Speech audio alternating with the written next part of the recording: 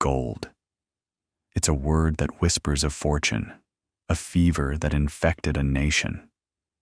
In 1848, a glint of yellow in a California mill race ignited a firestorm of human ambition that would forever alter the American landscape and its psyche. Hundreds of thousands of prospectors, the 49ers, flooded into the rugged Sierra Nevada, chasing a dream of instant wealth. They came by ship and by wagon, leaving behind old lives for a chance to strike it rich. But for every story of a lucky strike, there are a dozen tales of ruin, of desperation, of violence. The goldfields were a crucible where hope and greed clashed with brutal reality. The land itself became soaked in this raw emotion, and the echoes of that frantic, violent time have never truly faded. They linger in the ghost towns that dot the mountains, in the dark, abandoned mine shafts, and in the chilling stories told by the flickering light of a campfire. These are not just historical footnotes. They are living legends, the spectral residue of an era's broken dreams and bloody deeds. These are the legends that still haunt California's gold rush, brought to life. Our journey into the haunted heart of the Mother Lode begins with a name that became a battle cry for some and a curse for others. Joaquin Murrieta. Was he a patriotic hero or a ruthless killer? The legend says he was a peaceful Mexican miner until, in 1850, avaricious American prospectors drove him from his claim, violated his wife, and murdered his brother. In that moment, a bandito was born. Vowing revenge, Murrieta and his gang waged a campaign of terror across the goldfields, robbing stagecoaches, raiding mining camps, and leaving a trail of bodies. He became a ghost, a phantom of vengeance for the oppressed Californios. The state, desperate to stop him, placed a bounty on his head and dispatched a newly formed group of California Rangers led by Captain Harry Love. In 1853, Love and his Rangers ambushed a group of men near Arroyo Cantua. They killed the man they claimed was Murrieta, cut off his head, and preserved it in a jar of alcohol. For years, the gruesome trophy was exhibited in towns across California for $1 a look. But did they get the right man? Many claimed Murrieta had escaped, that the head belonged to some unlucky soul. The legend of the spectral Joaquin, forever riding the dusty trails of the Diablo Range, was born. Today, Murrieta haunts California as a complex symbol. He is the Robin Hood of El Dorado, a righteous avenger whose spirit still seeks justice. His supposed head was lost in the 1906 San Francisco earthquake, but his legend endures, a potent reminder of the racial violence and brutal dispossession that was the dark side of the Golden Dream. While Murrieta sought to steal gold, countless others were consumed by the search for it in the earth itself. The promise of a single massive strike drove men to madness, and no legend embodies this obsession more than the tale of the lost cement mine. The story begins in 1857 when a prospector stumbled into the town of Downeyville, delirious and near death. Before he expired, he told a wild tale of finding a vein of gold-bearing quartz so rich it looked like cement mixed with gold nuggets.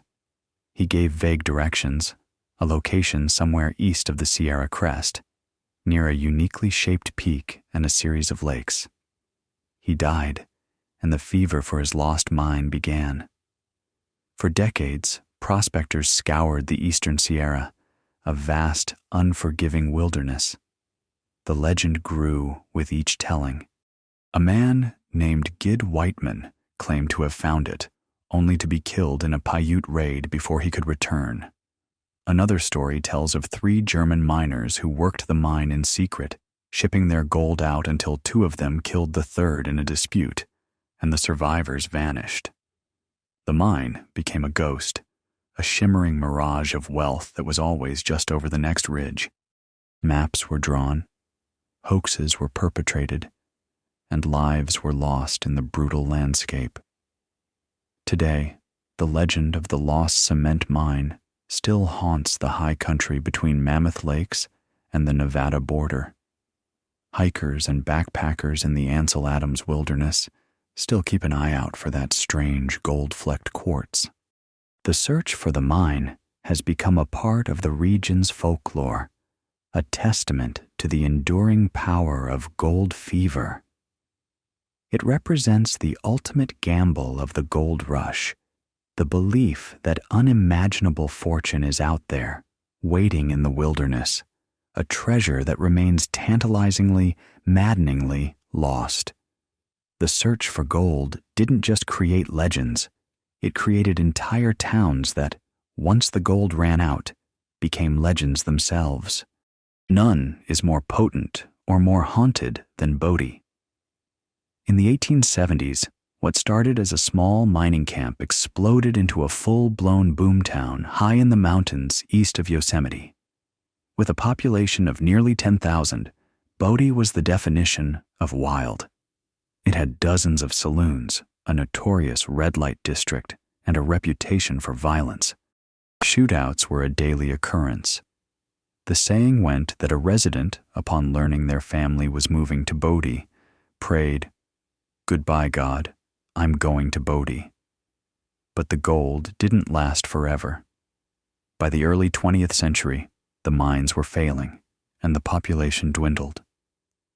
A fire in 1932 destroyed much of the town. What remains is now Bodie State Historic Park, a ghost town preserved in a state of arrested decay. And it is here that a modern legend was born, the Curse of Bodie. The park's policy is strict: take nothing but pictures, leave nothing but footprints. But the temptation is too great for some.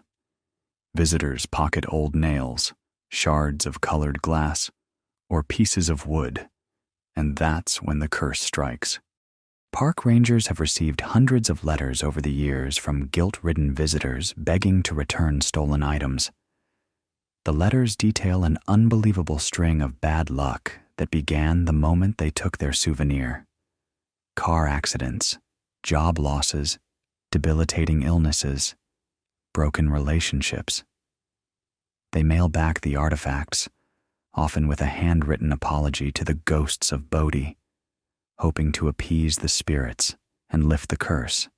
Whether it's the work of angry spirits or simple human conscience, the Curse of Bodie powerfully connects the town's violent past to its present, its ghostly residents still protecting their home from beyond the grave. Before prospectors could even reach the gold fields, they had to survive a journey of unimaginable hardship, a trial that spawned one of America's most chilling legends. In 1846, just before the gold rush officially began, the Donner Reed party set out for California. Their story is a horrific prelude to the era, a cautionary tale written in blood and bone. Lured by a fraudulent guidebook promising a shortcut, they took the infamous Hastings Cutoff, a decision that sealed their doom. The route proved to be far longer and more difficult, delaying them by a critical month. They reached the formidable Sierra Nevada mountains just as a record-breaking winter began. Snowstorms trapped them in the high passes near what is now called Donner Lake. Their supplies ran out. Starvation set in. They ate their pack animals, then their leather hides, then finally, the bodies of their dead companions. The ordeal lasted for months. Rescue parties that reached the encampments in the spring of 1847 found scenes of indescribable horror: mutilated bodies, simmering pots containing human remains, and survivors driven to the brink of insanity. Of the 87 members of the party, only 48 survived. The site of their suffering is now Donner Memorial State Park, a place of serene, tragic beauty. But the land, it is said, remembers the horror. Visitors and paranormal investigators report a profound sense of sadness that permeates the area. The disembodied cries of a woman and children are sometimes heard on the wind near the lake. Gaunt, spectral figures have been seen moving among the trees where the cabins once stood. The story of the Donner Party is more than history. It's a psychic wound on the landscape, a haunting that serves as a grim reminder of the absolute desperation that paved the way for the Golden Dream. While the Donner's tragedy was epic in scale, the goldfields were also home to countless personal sorrows that spawned their own lonely ghosts. In Coloma, the very birthplace of the gold rush, where James Marshall first saw gold in 1848, a more intimate spirit is said to wander. She is the Lady in Black. The legend tells of a young woman named Eleanor, who arrived in Coloma with her prospector husband in the early 1850s. While he worked their claim along the American River, she waited for him in their small cabin. One day, he didn't return. A search party found his body, the victim of a cave-in. Eleanor was inconsolable. Consumed by grief, she refused to believe he was gone. Every day for the rest of her life, she would walk the dusty path from her cabin to the river, and then to the small cemetery where he was buried, dressed in the black mourning clothes she never took off. She eventually withered away and died of a broken heart. But her vigil, it seems, never ended. For over 150 years, visitors to the now historic town of Coloma have reported seeing her. She appears as a fleeting, sorrowful apparition in a long black dress and veil, walking the path to the Pioneer Cemetery, forever searching for the husband she lost to the unforgiving mines. She is never hostile, simply lost in her eternal grief. Her story is a poignant counterpoint to the boisterous legends of outlaws and boomtowns. The Lady in Black haunts Coloma as a quiet, heartbreaking symbol of the countless women who followed their men into the wilderness only to be left behind, their lives shattered by the relentless pursuit of gold. Of course, where there was gold, there were those who preferred to take it by force. While Joaquin Murrieta was a figure of bloody vengeance, another outlaw legend of the era cultivated a much more refined persona. He was Black Bart, the gentleman bandit. For 8 years, from 1875 to 1883, Charles Bowles, a failed miner who adopted the persona of Black Bart, single-handedly robbed at least 28 Wells Fargo stagecoaches in Northern California. His methods were theatrical and unique. He would emerge from the brush, often with a flour sack over his head with eye holes cut out, brandishing a shotgun. He was polite, never profane, and famously never fired a shot. He would simply say, "Please throw down the box." His most famous calling card, however, was his poetry. At the scene of 2 of his robberies, he left behind short verses signed Black Bart, the P.O.8. One of them read, "I've labored long and hard for bread, for honor and for riches, but on my corns too long you've tread, you fine-haired sons of bitches." His reign of gentlemanly crime came to an end after a botched robbery where he was shot and forced to flee, leaving behind a handkerchief with a laundry mark. Wells Fargo detectives traced the mark to a Charles Bolton in San Francisco, an alias for Bowles, a dapper, elderly man living a respectable life. He was arrested, confessed, and served 4 years in prison. After his release in 1888, he vanished completely.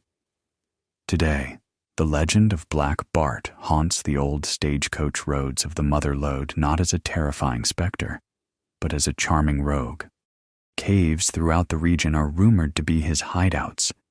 He represents a different kind of gold rush dream, the reinvention of the self, the creation of a character who could outwit the powerful corporations and do it with a certain style, leaving behind not a trail of blood, but a bit of verse. The men who worked the deepest, most dangerous mines brought their own superstitions with them from the old country. Cornish miners, known as Cousin Jacks, were essential to the hard rock mining operations of the Sierra, and they brought with them a belief in the Tommyknockers. These were not ghosts of dead miners, but gnome-like spirits who lived deep within the earth. They were said to be about 2 feet tall, with big heads and long arms, often dressed in tiny mining gear. Their name came from the knocking sounds they would make on the mine walls. Tommyknockers were mischievous and could be dangerous if disrespected. They would hide tools, blow out lanterns, or lead miners astray. But they could also be protectors. A sudden flurry of knocking was often seen as a warning of an impending cave-in, giving miners precious seconds to escape. To stay on their good side, miners would leave a small portion of their lunch, a crust of a pasty, as an offering. To whistle underground was to mock them and invite disaster. This folklore was so ingrained that many miners refused to enter a mine that was said to be quiet, believing the Tommyknockers had abandoned it as unsafe. Today, the legend of the Tommyknockers haunts the very concept of mining in the West. It is a powerful piece of imported folklore that took root in the dark, claustrophobic tunnels of California. It speaks to the profound anxieties of working deep underground, a world of constant danger where a man's life could depend on listening to the groans of the earth or the faint, spectral knocking of its unseen inhabitants. While the Cornish brought their folklore, another group of immigrants brought their labor and were met with unimaginable prejudice and violence: the Chinese.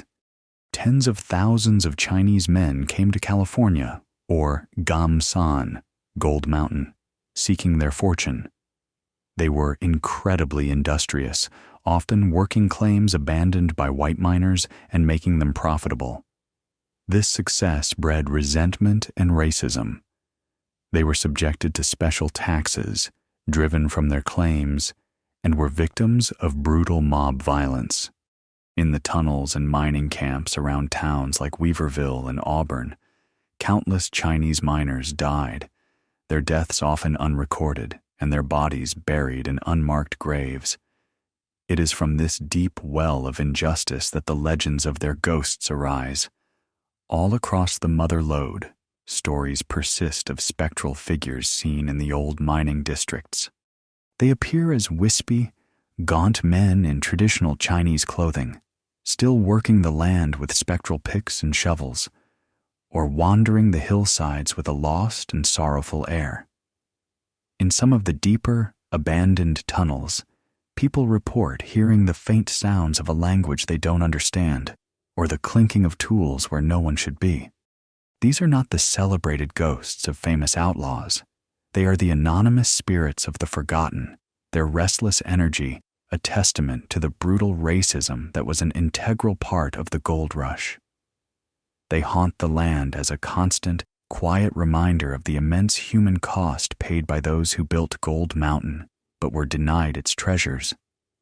Amid the grit, violence, and despair, the goldfields also created improbable stars. The most beloved was a tiny red-headed girl with boundless energy and talent, Lotta Crabtree.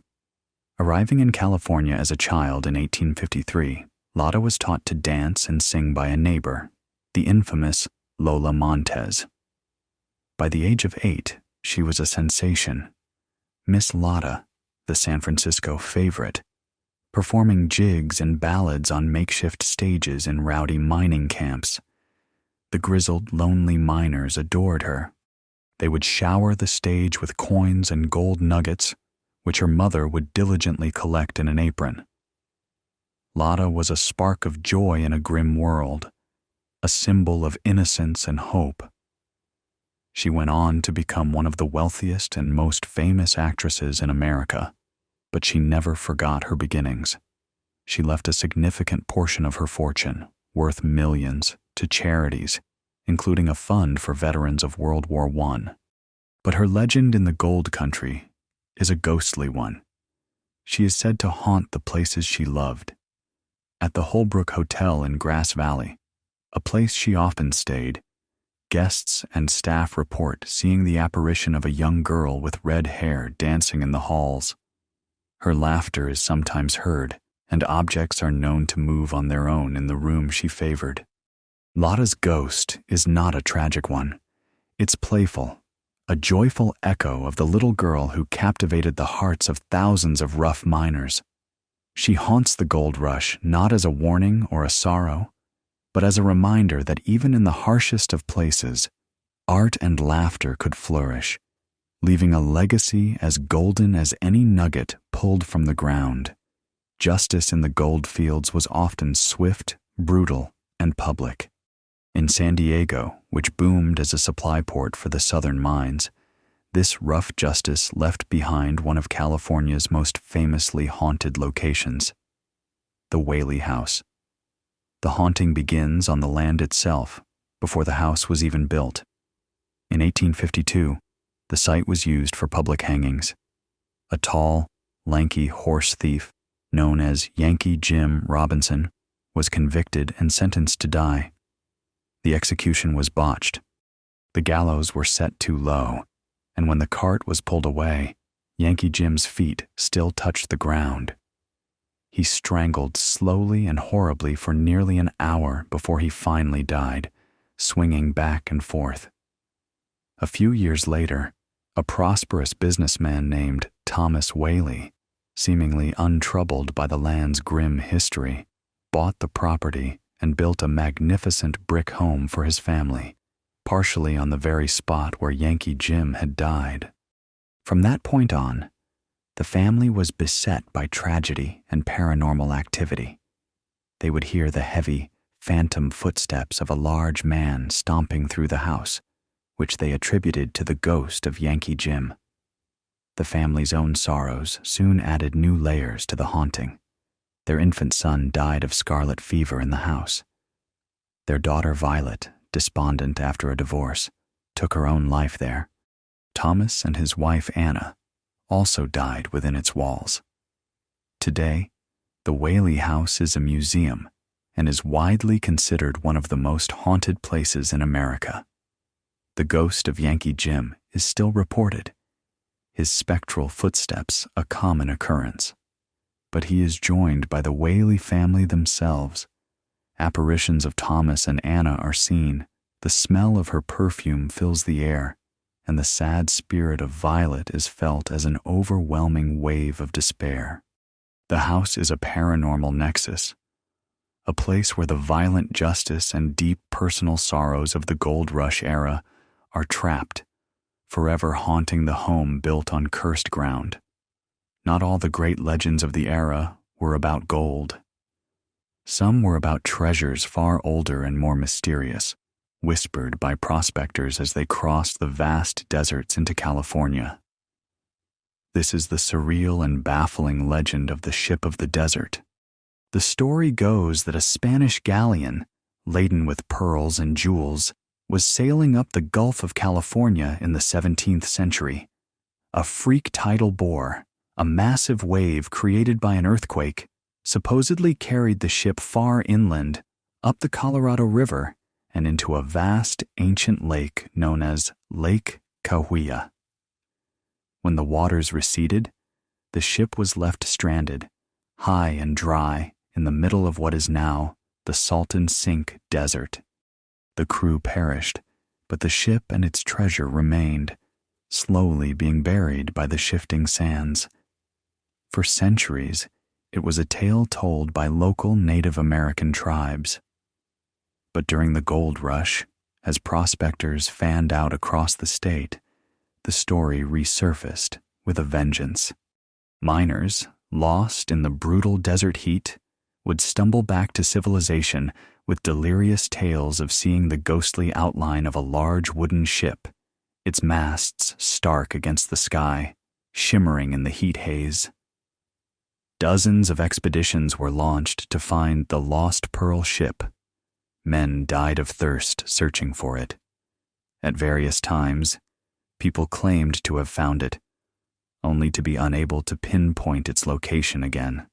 Today, the legend of the Ship of the Desert endures as one of California's strangest mysteries.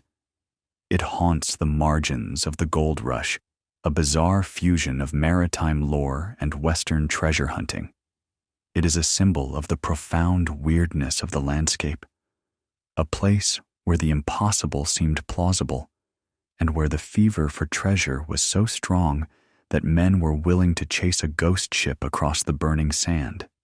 Our final legend is not a ghost or an outlaw, but a man who embodied the glorious madness that the gold rush unleashed upon San Francisco, the city it built.